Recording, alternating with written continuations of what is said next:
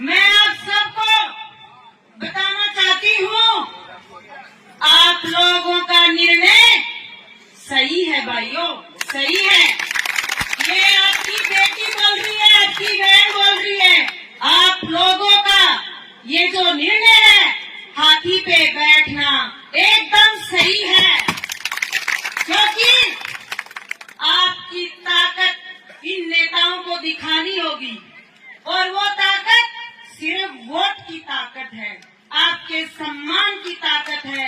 आपको आपका सम्मान पाना है तो हाथी के निशान पे वोट देकर उनको दिखाना है।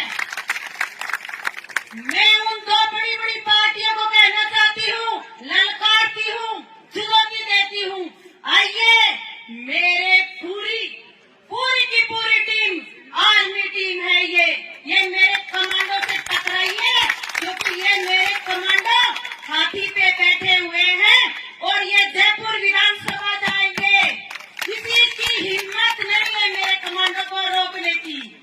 मैं चुनौती देती हूँ कि मेरे कमांडो से एक बार आमने सामने तो टकराइए, पर उन लोगों की, दोनों पार्टियों को जो पाप के घड़े भरे हुए हैं उनकी बुनियादें झूठी हैं, पाप पे खड़ी है। वो आप लोगों को कभी सम्मान किया ही नहीं, क्योंकि सम्मान जानते नहीं। आपस में सभी भाइयों को जातिवाद पे, गोत्रवाद पे आपस में लड़ाने का काम किया है। लेकिन मैं कहना चाहती हूँ, ये जनता जाग चुकी है, अपने हक के लिए, सम्मान के लिए, और आगे बढ़ चुकी है, हाथी पे बैठ चुकी है। ये बहन, आपकी बेटी आपसे वादा करती है, कभी भी आपको नीचे देखने का मौका नहीं मिलेगा भविष्य में। और मेरी बात को रिकॉर्ड कर लीजिए और उन चोरों तक, बेईमानों तक पहुंचा दीजिए। मैं कहना चाहती हूँ, अब बस हो गया, बस। हमारे दरवाजे पे वो लोग चोर उचक के आए, आपसे वादा करेंगे, पुचलाएंगे और बोलेंगे 5 साल माना और दे दो। तो आप सभी बुजुर्गों से, मेरी बहनों से, मेरी माताओं से, ये आपकी बेटी एक वोट की अपील कर रही है, एक वोट की अपील, और उसमें आपको दुर्गा, काली, सरस्वती, लक्ष्मी की आपको आशीर्वाद देना होगा, क्योंकि हमारे घर में खुशियां तभी आएंगी जब आपका वोट हाथी के निशान पे जाएगा। मैं यहाँ झूठे खोखले वादे नहीं कर रही हूँ, और यहाँ राजगढ़ की जनता अब जाग चुकी है, पूरा विधान क्षेत्र जाग चुका है। गांव का, गली गली का बच्चा, नौजवान, बुजुर्ग, मेरे माता पिता सब जाग गए। उनको पता चल गया है कि हमारा एक ही साथी है, वो है हमारा हाथी। क्या आप लोगों को विश्वास और भरोसा है हाथी पे? हाथ उठाइए, दोनों हाथ उठाइए। हाथी हमारा साथी।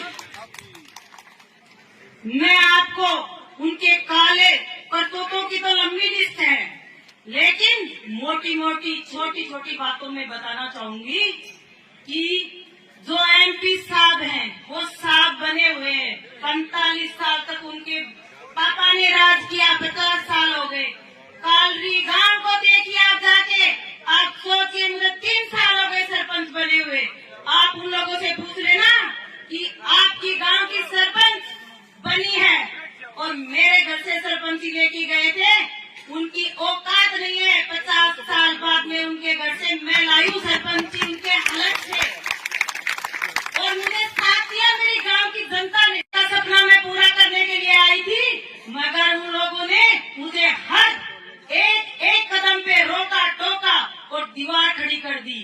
फिर मुझे मेरा भगवान श्री कृष्ण जैसा अवतार आया और मेरा साथी बनकर मेरे साथ खड़ा है मेरा मनोज भाई नागड़ी। भाइयों, आप सबको ये बहन बताना चाहती है, आपकी बेटी बताना चाहती है, ये वो रणभूमि है जो महाभारत में युद्ध हुआ था, वही रणभूमि में आज हम अपने सम्मान की लड़ाई लड़ रहे हैं, और ये लोग पापी दुष्ट, ये पाप की लड़ाई लड़ रहे हैं, क्योंकि आप लोगों ने सब दिया है, कांग्रेस वालों को भी दिया है, बीजेपी वालों को भी दिया है, मुझे पता है, ठीक है। लेकिन आप जाग जाओ, अब जागने का वक्त आ गया है।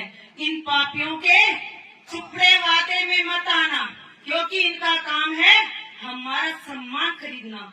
एमपी साहब बोलते हैं 5 साल और दे दो मेरे को, मैं जनता की सेवा करूंगा। क्यों भाई, 9 साल दिए थे, क्या आपके गांव में कभी माताओं बहनों से मिले क्या?